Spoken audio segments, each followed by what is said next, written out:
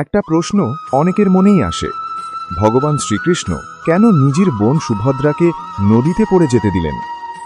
একদিন নদীর ধারে হাঁটছিলেন সুভদ্রা। চারপাশে শান্ত পরিবেশ, আর দূরে দাঁড়িয়েছিলেন শ্রীকৃষ্ণ।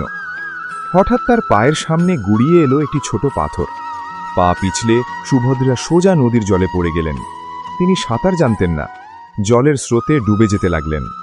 সবচেয়ে অবাক করা বিষয়, শ্রীকৃষ্ণ সব দেখেও যেন কিছুই করলেন না, মুখ ফিরিয়ে ধীরে ধীরে চলে গেলেন।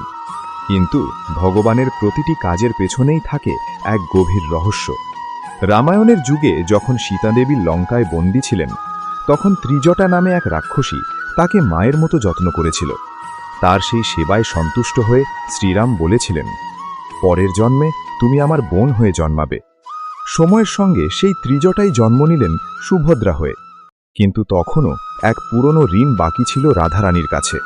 তাই শ্রীকৃষ্ণ এমন এক লীলা করলেন, যাতে রাধারানী এসে সুভদ্রাকে জলের হাত থেকে বাঁচান। এভাবেই সেই পুরনো ঋণ শেষ হয়ে গেল। আপনি যদি রাধাকৃষ্ণের লীলায় বিশ্বাস করেন, তাহলে এখনই চ্যানেলটি সাবস্ক্রাইব করুন।